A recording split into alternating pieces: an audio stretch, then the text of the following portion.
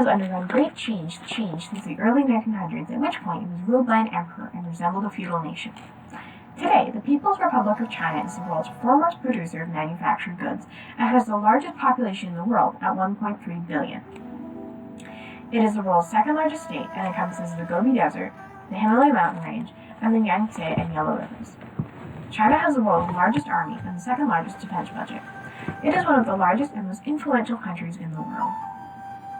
China has 22 provinces and 5 autonomous regions, 4 municipalities, and 2 special administrative regions, which are Hong Kong and Macau. These 31 total areas can be grouped into 6 regions: North China, Northeast China, East China, South Central China, Southwest China, and Northwest China. Taiwan is a contentious area, as are the South China Sea Islands, Kinmen, and Matsu. These territories are governed by the Republic of China, which is not the People's Republic of China. The Chinese government claims them as their own under the One China policy, which claims there is only one China under the People's Republic of China government. The East and South is where most of China's farming is done, and where most of the people live. The West and North have less farming and less population. China has 18,000 kilometers of coastline, which are used for trade. In recent years, the coastal provinces have become the economic center of China, thanks to their export-oriented economy.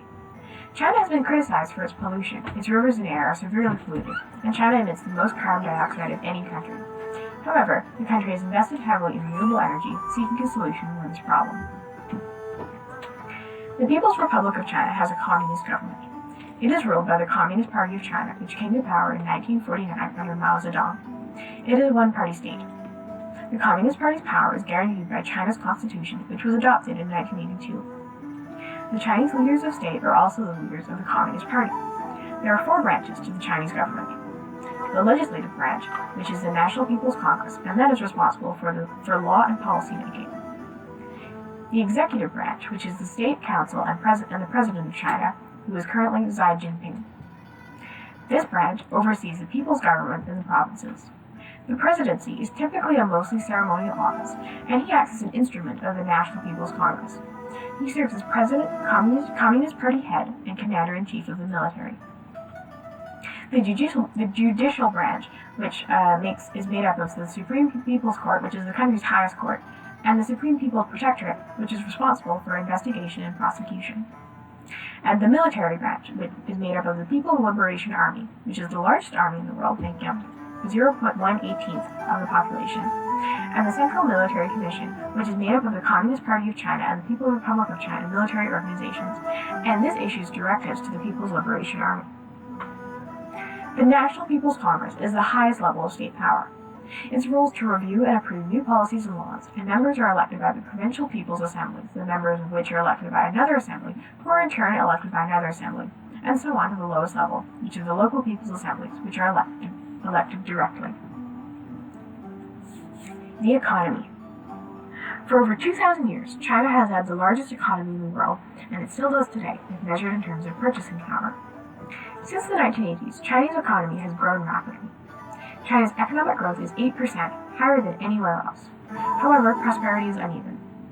Beijing, Shanghai, and Guangdong have high standards of living, but the central and western provinces are still underdeveloped, particularly in rural areas.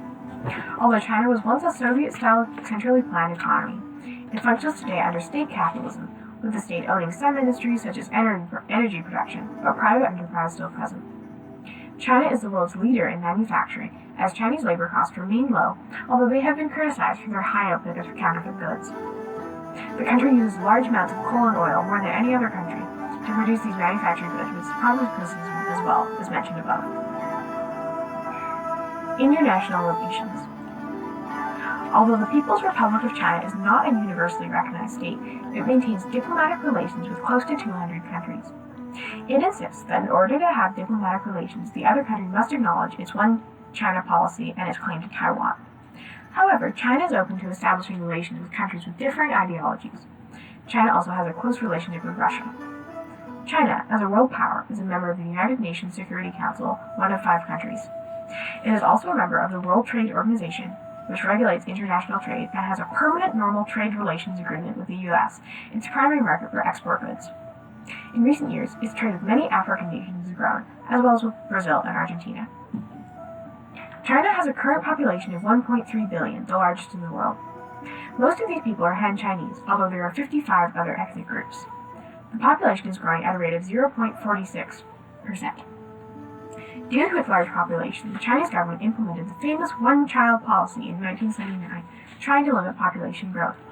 This policy was replaced with the two-child policy in 2016. Today, over 50% of China's population lives in cities. The largest city is Shanghai, with a population of 20 million, followed by Beijing. Most Chinese values are derived from the wisdom of Confucius and from Taoist philosophy. The Chinese value loyalty to one's family highly, and in fact, in China, one's family name comes before one's own name, and is the opposite of the system used here. Respect for elders is very important, as is service to the motherland. Chinese people value harmony and balance and attempt to show this in their international and domestic policies, such as their commitment to cooperation with the U.S. despite differing ideologies. In conclusion, China is a diverse and varied country with an important role in the world at large.